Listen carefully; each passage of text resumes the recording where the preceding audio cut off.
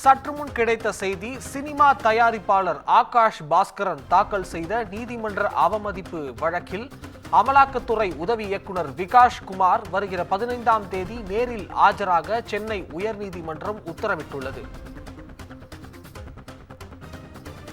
அண்மை செய்தியாக பார்த்து வருகிறோம். சினிமா தயாரிப்பாளர் ஆகாஷ் பாஸ்கரன் தாக்கல் செய்த நீதிமன்ற அவமதிப்பு வழக்கில் அமலாக்கத்துறை உதவி இயக்குனர் விகாஷ் குமார் டிசம்பர் 15ஆம் தேதி நேரில் ஆஜராக சென்னை உயர்நீதிமன்றம் உத்தரவிட்டுள்ளது. அண்மை செய்தியாக பார்த்து வருகிறோம். டான் பிக்சர்ஸின் உரிமையாளர் தயாரிப்பாளர் ஆகாஷ் பாஸ்கரன் தாக்கல் செய்த நீதிமன்ற அவமதிப்பு வழக்கில் அமலாக்கத்துறையின் உதவி இயக்குனர் விகாஷ் குமார் வருகிற 15ஆம் தேதி நேரில் ஆஜராக வேண்டும் என சென்னை உயர்நீதிமன்றம் உத்தரவிட்டுள்ளது.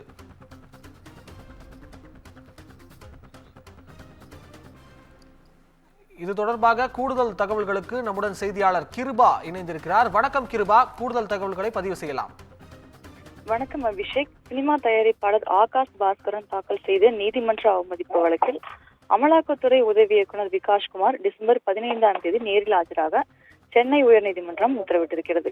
டாஸ்மாக் முறைகேடு தொடர்பாக சினிமா தயாரிப்பாளர் ஆகாஷ் பாஸ்கரன் மற்றும் தொழிலதிபர் விக்ரம் ரவீந்திரன் ஆகியோருக்கு சொந்தமான இடங்களில் சோதனை நடத்திய அமலாக்கத்துறை ஆகாஷ் பாஸ்கரனிடமிருந்து ஆவணங்களை பறிமுதல் செய்திருந்தது. இதை எதிர்த்து தாக்கல் செய்யப்பட்ட மனுக்களை விசாரித்த சென்னை உயர்நீதிமன்றம் ஆகாஷ் பாஸ்கரனிடமிருந்து கைப்பற்றப்பட்ட ஆவணங்களை திரும்ப ஒப்படைக்க உத்தரவிட்டதோடு மேற்கொண்டு நடவடிக்கை எடுக்கவும் தடை விதித்திருந்தது.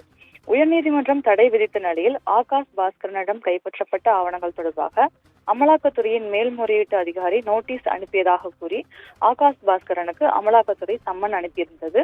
இதையடுத்து அமலாக்கத்துறைக்கு எதிராக ஆகாஷ் பாஸ்கரன் தரப்பில் நீதிமன்ற அவமதிப்பு வழக்கு தாக்கல் செய்யப்பட்டது. இந்த வழக்கு நீதிபதிகள் MM ரமேஷ், நீதிபதி V லட்சுமி நாராயணன் அமர்வில் இன்று விசாரணைக்கு வந்தது. அப்போது நீதிபதிகள் உதவி இயக்குனர் விகாஷ் குமார் ஏன் ஆஜராகவில்லை என கேள்வி எழுப்பினர். இதற்கு பதிலளித்த அமலாக்கத்துறை தரப்பு ஆஜராகுவதிலிருந்து விலக்கு உள்ளதாக கூறியிருந்தனர். அப்போது குறுக்கிட்ட நீதிபதிகள் இந்த வழக்கில் உச்சநீதிமன்றத்தில் மேல்முறையீடு செய்துள்ளதாக கூறியதை அடுத்து நேரில் ஆஜராக விலக்கு அளிக்கப்பட்டதாகவும் தற்போது அந்த மனு தள்ளுபடி செய்யப்பட்டுள்ள நிலையில் ஆஜராகி இருக்க வேண்டும் எனவும் தெரிவித்தனர்.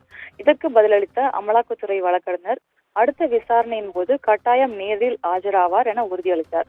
இதற்கிடையே இதே வழக்கில் நீதிமன்ற அவமதிப்பு நோட்டீஸ் பிறப்பிக்கப்பட்ட அமலாக்கத்துறை மேல்முறையீட்டு ஆணைய தலைவர் பிரதீப் குமார் உபாத்யாயா மற்றும் நிர்வாக பதிவாளர் நசின் சித்திக் ஆகியோர் நேரில் ஆஜராக விலக்கு அளிக்க வேண்டும் என கோரிக்கை வைக்கப்பட்டது.